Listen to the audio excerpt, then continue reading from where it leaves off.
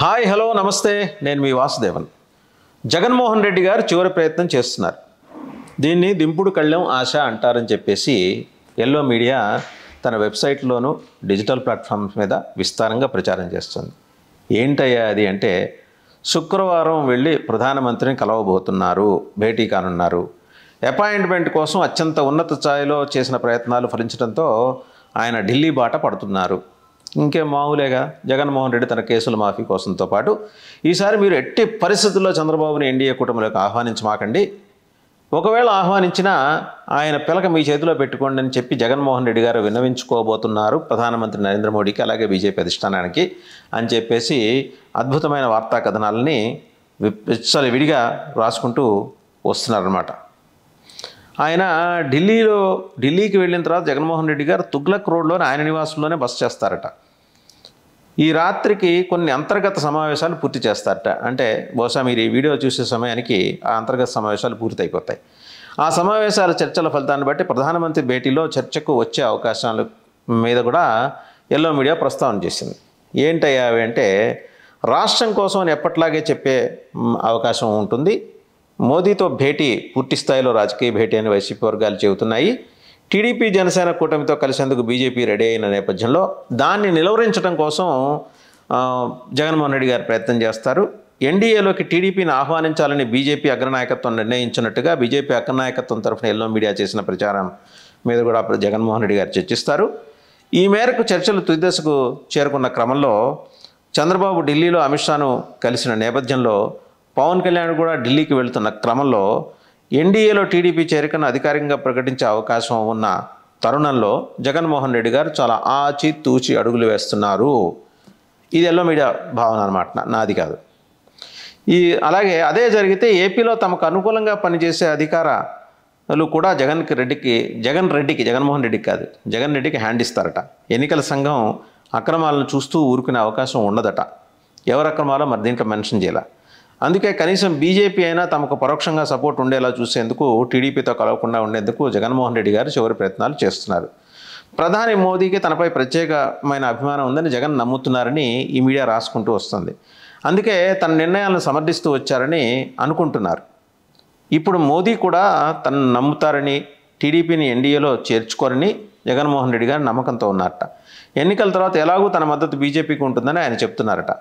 సరే, ఇదొకటైతే India today survey కూడా జగన్మోహన్ రెడ్డి గారికి అశనిపాతంలాగా తగిలింది. జగన్మోహన్ రెడ్డికి షాకులు విపరీతంగా తగిలినాయని ఎల్లో మీడియాకి చెందిన 4 మీడియా హౌస్లు, 2 పేపర్లు ఈపాటికే దగ్గర 6-7 షాకులు జగన్మోహన్ రెడ్డి గారికి ఇవ్వడంతో ఆయన చెయ్యి ఇలా వణుకుతోందని కూడా వీళ్ళు ఎల్లో మీడియా వెబ్సైట్లు రాస్తున్నాయి.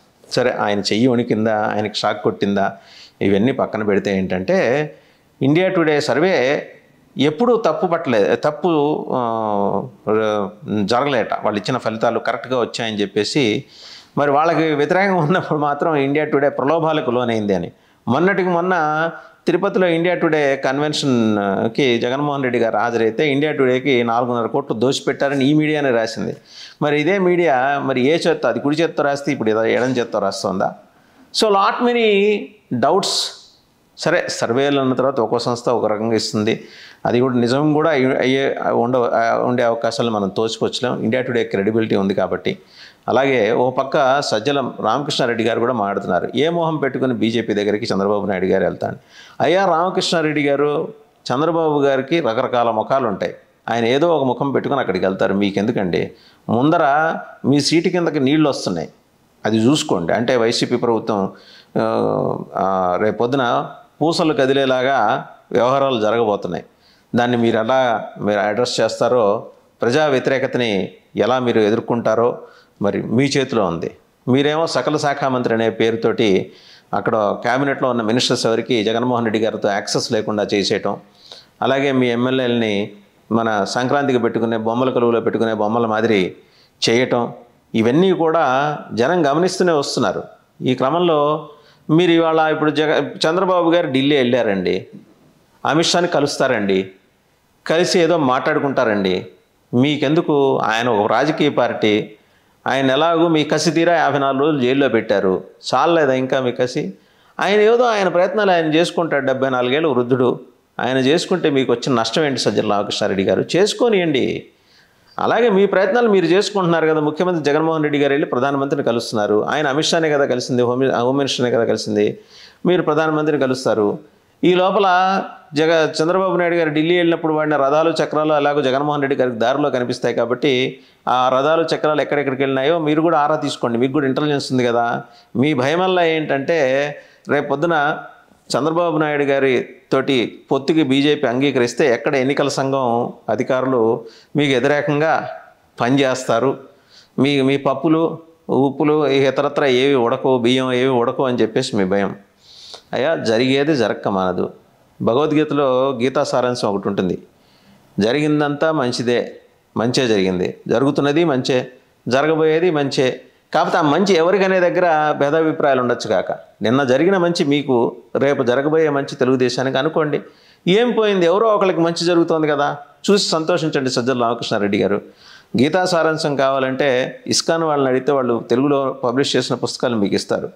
సరే, మీరు కొంచెం అభిదయవాదులు, లెఫ్ట్ వామపక్ష భావజాలం ఉన్నవారు కాబట్టి ఇట్లాంటివి నమ్మరు. కానీ మనకి ప్రాక్టికాలిటీ గురించి ఎక్కువ మాట్లాడతారు కాబట్టి పోనీ ఆ ప్రాక్టికాలిటీ గురించే మాట్లాడుకుందాం. నిన్న ప్రాక్టికల్గా మీరు గెలిచారు, రేపు ప్రాక్టికల్గా జనసేన తెలుగుదేశం కూటమి గెలిచిపోతుంది.